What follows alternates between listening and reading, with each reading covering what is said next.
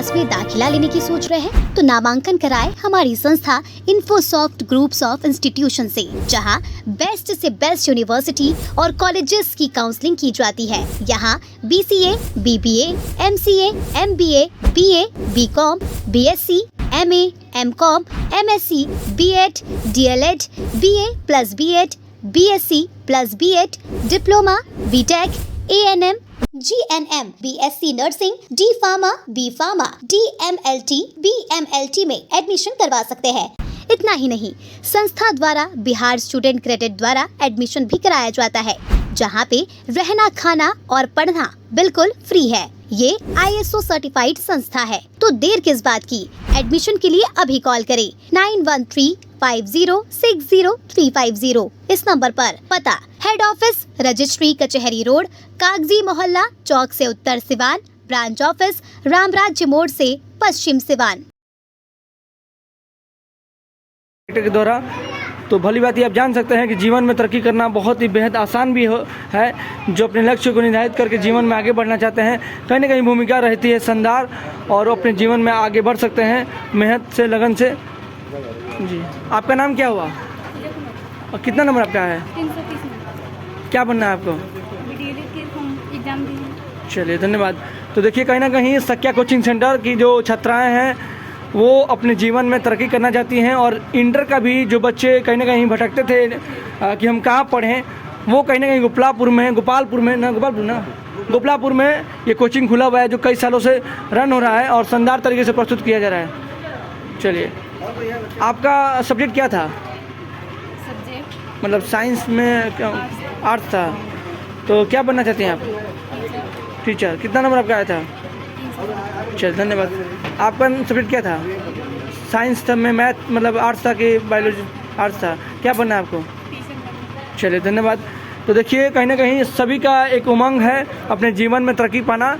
और देखिए, साख्या coaching centre के माध्यम से आज समाज के उन्नति के लिए बहुत बड़ा काम किया जा रहा है, जो कि भली बात ये आप देख सकते हैं। लाइव कवरेज भी देख रहे हैं बिहार संदेश के न्यूज़ के माध्यम से। चलिए, इसके बाद ज्योति कुमारी, सोनी कुमारी, रानी कुमारी। आपका नाम क्या है? सोनी कुमारी। सब्जेक्ट क्या था? ज्योति कुमारी, रानी कुमारी। ना, क्या बनना चाहते हैं आप? डॉक्टर। रानी। चलिए, बहुत धन्यवाद, थैंक यू।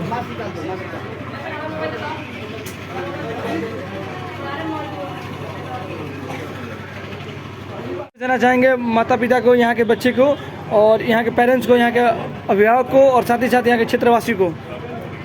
हम चाहेंगे कि साख्या कोचिंग पिछले 6 सालों से लगातार बच्चों के बेहतर भविष्य के लिए कामना कर रहा है।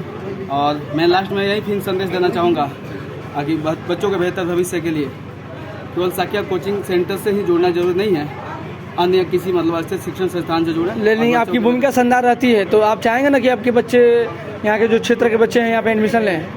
हाँ, जरूर चाहूँगा, लेकिन किसी के ऊपर प्रेशर नहीं है। प्रेशर नहीं। चलिए, धन्यवाद, थैंक यू।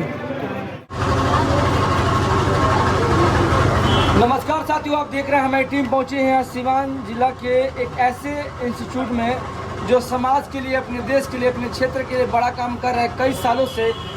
यहाँ के परिवार के जो बच्चे अपने सपने को उड़ान भरना चाहते थे, उनके लिए कहीं ना कहीं ये साख्या कोचिंग सेंटर एक बेहतरीन रिजल्ट देकर समाज का उन्नति का रास्ता दिखाता है। और हम बात करेंगे, आज हमारी टीम पहुंची है साख्या कोचिंग सेंटर में, जहां पे मैट्रिक के बच्चे को और इंटर के बच्चे को सम्मानित किया जा रहा है। और हमारे साथ प्रोफेसर साहब जुड़े हुए हैं, यहाँ पे डॉक्टर साहब जुड़े हुए हैं, और मुखिया जी जुड़े हुए हैं कहीं ना कहीं, और इस इंस्टीट्यूट के डायरेक्टर सर, जो कि उन्नति का रास्ता दिखाते हैं, समाज का रास्ता दिखाते हैं, और समाज को उस पहलू को पहुँचाते हैं जो समाज पहुँचना चाहती है। सबसे पहले तो हम बात करेंगे सर से, जो कि दुर्गा राय कॉलेज के प्रोफेसर हैं। सर, अपना शुभ नाम बताते हुए, परिचय बताते हुए। अभी हमने आपका स्पीच भी रिकॉर्ड किया, ऑनलाइन चलाया, और बहुत ही जज्बे के साथ और जोश के साथ आपने प्रस्तुत किया अपनी बातों को। सर, क्या कुछ कहेंगे सर? अपने परिचय बताइए। मेरा नाम प्रोफेसर डॉक्टर वीरेंद्र प्रसाद यादव हुआ जी। मैं दारोगा राय कॉलेज में अंग्रेजी विभाग का HOD हूँ जी। और मैं इन बच्चों के बीच जाता हूँ, और सबसे पहले तो आप लोगों को आभार प्रकट करता हूँ कि भाई आप लोग जो सेकुलर मीडिया के लोग हैं, जो पक्षपाती मीडिया नहीं, जो पाखंडी मीडिया नहीं, जो सेकुलर मीडिया के लोग हैं, जो भारत के संविधान की बात करते हैं, आम जनता की बात करते हैं, और जनता की समस्या को सरकार तक पहुंचाते हैं, सरकार की बातों को जनता तक पहुंचाते हैं। तो ऐसे मीडिया कर्मियों को मैं बहुत बहुत धन्यवाद देता हूं, साधुवाद बोलता हूं। मैं ये कहना यही चाहूँगा कि भाई ये साक्या कोचिंग सेंटर जो जिला मुख्यालय से लगभग 6-7 किलोमीटर की दूरी पर स्थित है, गोपलापुर में, तो ये बहुत बहुत धन्यवाद के पात्र हैं, क्योंकि इस कोचिंग के संचालक जो मार्कंडे बाबू हैं, मैं इनको देखा कि भाई इनके यहाँ के बच्चा सत्यम कुमार जी ने 10th में 460 नंबर लाया है, 92% नंबर हुआ, जो अपने आप में एक रिकॉर्ड रखता है। 75% के मार्क्स के बाद ही जो है डिस्टिंक्शन घोषित हो जाता है। ये बच्चा को जो है पूरे भारत में, पूरे बिहार में 1 to 10 में आना चाहिए, क्योंकि 92% नंबर ये लड़का लाया है। तो इस कोचिंग के शिक्षकों को देखकर बड़ी मन में खुशी मिली, और यहाँ पर बुलाने का श्रेय जो है वो वकील परम आदरणीय डॉक्टर सुरेश प्रसाद जी का है। और मैं इन बच्चों के बीच जाता हूँ तो बड़ी खुशी मिलती है कि ये आज के बच्चे कल के भविष्य हैं, और इन बच्चों को जो हम लोग गढ़ने का काम करते हैं, शिक्षक संवारने का काम करता है, अच्छा पढ़ाता है, अच्छा लिखाता है, तो ये कहीं ना कहीं बच्चे राष्ट्र की मजबूती देते हैं। यही बच्चे आगे चल करके न्यूटन बनेंगे, डार्विन बनेंगे, एडिसन बनेंगे, डॉक्टर कलाम बनेंगे। यदि बच्चे को अच्छी शिक्षा दी जाएगी तो बच्चा अच्छा करेगा। इसीलिए बड़ी मन में खुशी मिलती है ऐसे कोचिंग संचालकों, क्योंकि भारत में एक ऐसा भी स्कूल चलता है जहां धर्म की पाठ पढ़ाई जाती है। मैं महाराजगंज से एक दिन गुजर रहा था तो मैं देखा कि भाई बच्चे वो नारा लगा करके जा रहे थे, जय श्री राम, जय भवानी। हमने कहा कि यार क्या करते हो भाई, देश की संविधान की बात होनी चाहिए, बच्चों में एक अच्छा नागरिकता का गुण आना चाहिए।